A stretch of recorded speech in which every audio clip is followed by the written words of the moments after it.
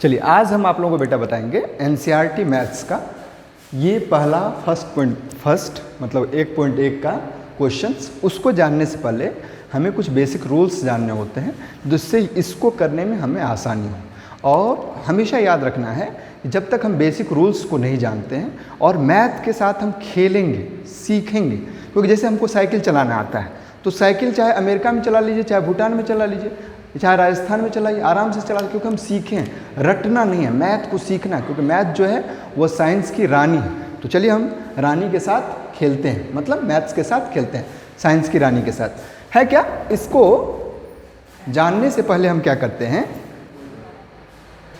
अब हम basic rules को जानते हैं। बेसिक रूल्स क्या है? संख्या रेखा में संख्या पद्धति को पढ़ने से पहले हमको संख्या रेखा जानना चाहिए। संख्या रेखा क्या होती है? इसके मूल में 1 होता है, 0 होता है, और 0 के दाहिने तरफ जब हम इधर जाते हैं तो वो बढ़ता है, और यदि हम इधर जाते हैं तो वो घटता है। इसका मतलब है कि -1 इसी कारण है -5 से बड़ा है। क्यों बड़ा है? क्योंकि -5, यदि कोई पूछेगा कि -1 -5 से क्यों बड़ा है, तर्क के द्वारा बताएं तो तर्क के द्वारा क्या है? क्योंकि ये संख्या रेखा पर -5 के दाहिनी ओर -1 है, इसलिए -1 ज़्यादा है। वैसे व्यवहारिक रूप से हम कहेंगे मेरे किसी को 5 रुपया कर्ज है, किसी को 1 रुपया कर्ज है, तो जो जिसके पास कम कर्ज है वो ज़्यादा धनी है। चलिए हम लिस्ट पे आते हैं। तो नंबर लाइन क्या होता है? इधर जाते हैं तो बढ़ता है, इसलिए यदि प्राकृतिक संख्या की बात होगी तो सबसे छोटी प्राकृतिक संख्या हम लिख सकते हैं, लेकिन सबसे बड़ी प्राकृतिक संख्या नहीं लिख सकते। क्यों नहीं लिख सकते? क्योंकि हमेशा उसके दाहिनी ओर कोई दूसरी संख्या हो सकती है।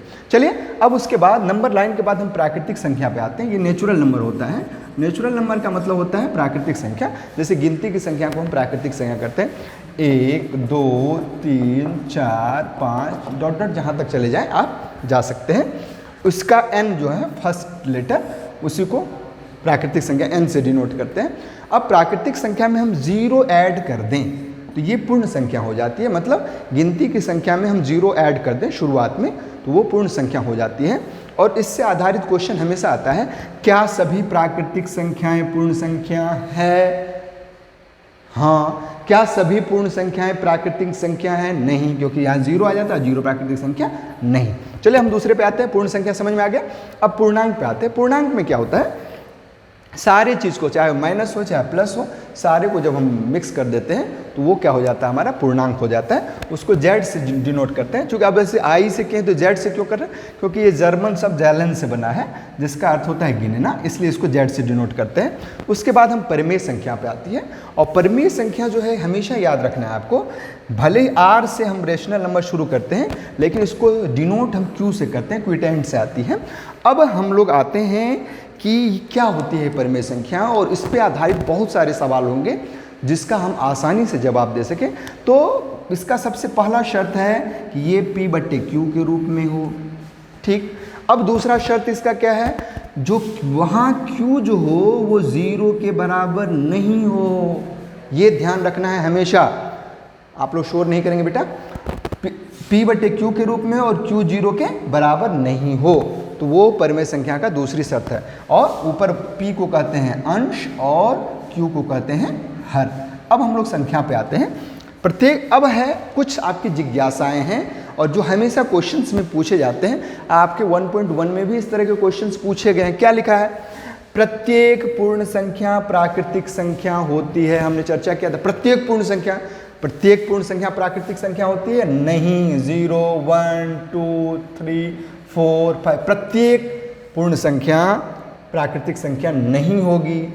अब है क्वेश्चन, क्या प्रत्येक प्राकृतिक संख्या पूर्ण संख्या होती है? यस, क्योंकि प्राकृतिक संख्या तो यहाँ से शुरू होती है। पूर्ण संख्या है? यस। तो ऊपर का प्रत्येक पूर्ण संख्या नो, प्रत्येक पूर्ण संख्या प्राकृतिक संख्या नहीं हो सकती है।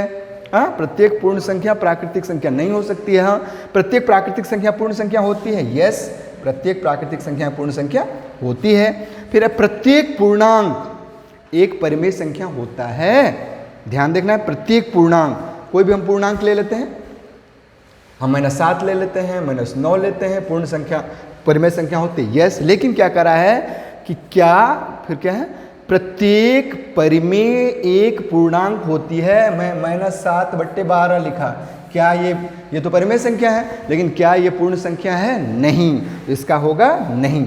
अब हम लोग आते हैं तुल्य भिन्न पे आते हैं। तुल्य भिन्न मतलब होता है उसी के इक्वावेलेंट वन। जैसे हमारा वजन 40 किलो है या हमारा 70 किलो है, हमारे ही वजन के बराबर दूसरे का वजन, तो ये हमारे तुल्य मतलब तुलना में बराबर है। तो अब जैसे तुल्य भिन्न का मतलब है, जैसे कोई मान लीजिए हम 5/12 लिखते हैं, इसका तुल्य भिन्न क्या होगा? तो जिस नंबर से हम गुणा करें उसको ऊपर नीचे, जैसे हम 2 से ऊपर गुणा कर दिए, 2 से नीचे गुणा कर दिए, क्या हो गया? 10/24। तो 10/24 5/12 का तुल्य भिन्न है। तुल्य भिन्न मतलब उसको जब हम शॉर्ट फॉर्म में करेंगे तो वो उसके बराबर होगा। तो तुल्य भिन्न का क्या काम होता है? तुल्य भिन्न का काम होता है दो परिमेय संख्याओं के बीच के परिमेय संख्याओं को निकालने में आसानी होती है। अब हमारे पास है दो भिन्नों या दो परिमेय संख्याओं के बीच के परिमेय संख्या निकालना। इस क्वेश्चन को हम जब करते हैं 3 और 4 करेंगे तो हमारा ये प्रॉब्लम भी सॉल्व हो जाएगा। अब हम आते हैं एक्सरसाइज फर्स्ट के पहले सवाल पे, और आप लोगों को अच्छे से पता है क्या लिखा है, क्या शून्य एक परिमेय संख्या है। अब हम शून्य में, जैसे मान लीजिए मैंने शून्य लिखा, शून्य में हम 1 से भाग दें, शून्य में हम 2 से भाग दें, शून्य में हम 3 से भाग दें, शून्य में हम 4 से भाग दें, शून्य में हम 100 से भाग दे दें, शून्य में हम 200 से भाग दे दें, वैल्यू क्या आएगी? शून्य हो जाएगी। अब हमारे परिमेय संख्या का क्या शर्त है? पहला शर्त P/Q के रूप में हो, P/Q के रूप में सारे हैं। फिर दूसरा शर्त है Q 0 के बराबर नहीं हो, Q 0 के बराबर नहीं है, इसका मतलब शून्य एक परिमेय संख्या है। कभी भी भूलना नहीं है, शून्य क्या है? एक परिमेय संख्या है। अब हम लोग आते हैं दूसरे सवाल पे। हमारा पहला सवाल कंप्लीट। अब दूसरे सवाल 3 और 4 के बीच में 6 परिमेय संख्या निकालें। इसके लिए हम तुल्य भिन्न निकालें। अब जैसे 3 है तो 3/1 लिख सकते हैं, 4 है तो 4/1 लिख सकते हैं। अब ये दोनों परिमेय संख्या के रूप में हो गया। अब हमने क्या कहा था? तुल्य भिन्न निकालना है। तुल्य भिन्न का अब जितनी संख्या कहेगी, कह रहा 6 परिमेय संख्या, तो 6 में 1 हम जोड़ेंगे 7। अब 7 से ऊपर और 7 से नीचे हम गुना करते हैं, दोनों में 7 से ऊपर गुना किए, 7 से नीचे, इसमें भी 7 से ऊपर 7 से नीचे, क्योंकि 1 जो है वो गुणात्मक तत्समक है। गुणात्मक तत्समक का मतलब होता है किसी भी संख्या में 1 से आप गुणा करिए या भाग करिए, वैल्यू में कोई परिवर्तन नहीं होता। जैसे 0 योगात्मक तत्समक है। योगात्मक तत्समक का मतलब है किसी भी संख्या में 0 जोड़िए या 0 घटाइए, कोई फर्क नहीं पड़ता। अब ये क्या हो गया? 3 7 21, 21/7, 7 21, 3 ही आया, और 7 चौके 28, 28/7। अब आप लोग इसके बीच की संख्या निकाल सकते हैं। यस, क्या होगा? 22/7, 23/7, 24/7, 25/7, 26/7, 27/7। कितना संख्या करता? 6। 1 2 3 4 5 6। तो हमारा दूसरे का आंसर कंप्लीट। अब तीसरा है, फिर हमने क्या, तीसरा में भी वही काम करेंगे, वैसे आप लोगों को करना चाहिए लेकिन मैं कर दे रहा हूँ। 3/5 और 4/5। फिर हम क्या करेंगे? इसका तुल्य भिन्न निकालेंगे।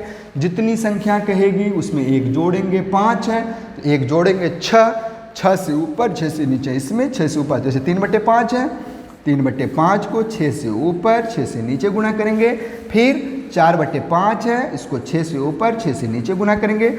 अब 6 18, 18/30, और ये 6 चौके 24, 24/30। अब हम क्या करेंगे? इन दोनों के बीच में लिखेंगे तो आपको आसानी से आता है। 19/30, 20/30, 21/30, 22/30, 23/30। ठीक, कितने संख्या? अनंत संख्या होती है, जिससे कहेगा उसमें 1 जोड़ करके लिख देते हैं। 5 कहा था तो 1 2 3 4 5, तो हमारा ये संख्या भी कंप्लीट हो गया आंसर। अब हम लोग आते हैं जो आपकी जिज्ञासाएं हैं, और ये हाँ या ना में आपको बोलने हैं। क्या है? प्रत्येक प्राकृतिक संख्या पूर्ण संख्या होती है। प्रत्येक प्राकृतिक संख्या, हम 1 2 3 डॉट डॉट डॉट जहाँ तक पूर्ण संख्या होती है। प्रत्येक प्राकृतिक संख्या पूर्ण संख्या, यस, क्योंकि ये सारे क्या हैं? पूर्ण संख्या है।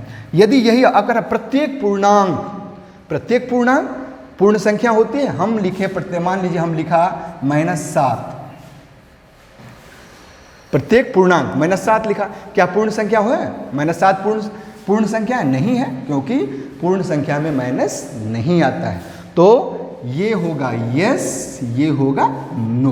अब तीसरा क्वेश्चन है हमारा, प्रत्येक परिमेय संख्या एक पूर्ण संख्या होती है। जैसे मान लीजिए मैं परिमेय संख्या 5/12 लिखा, क्या पूर्ण संख्या है ये? नहीं है, तो ये भी हमारा आंसर क्या होगा? नहीं। तो चलिए ये सवाल सारे खत्म हो गए आपके। देख लीजिए, फिर से एक बार देख लीजिए। शून्य एक परिमेय संख्या है, यस, क्योंकि शून्य को में हम किसी संख्या से भाग देंगे तो वही रहता है, शून्य ही रहता है। 3 और 4 के बीच में 6 परिमेय संख्या, हम क्या करते हैं उससे एक आगे से तुल्य भिन्न में बदलते हैं और उसके बाद उसके बीच की परिमेय संख्या लिख देते हैं। ऐसा तीसरा भी था। इसके बाद ये तीनों क्वेश्चन, प्रत्येक प्राकृतिक संख्या पूर्ण संख्या होती है, यस, प्रत्येक पूर्णांक एक पूर्ण संख्या होती है, नो, प्रत्येक परिमेय संख्या एक पूर्ण संख्या होती है, नो। तो अब हम कोशिश करते हैं आपको एक प्लेलिस्ट बना दें और उसमें आपके 9th का मैथ आराम से सारे क्वेश्चन को समझाते हुए, उसके बेसिक रूल्स को समझाते हुए, आपको यदि आपको अच्छा लगेगा तो हमारे साथ जुड़े। और मुझे विश्वास है कि मैथ्स में आप जिस तरह हम 100 में 100 पाते थे, आप भी 100 में 100 पाएंगे। तो मिलते हैं अगले वीडियो में, तब तक के लिए डू योर बेस्ट।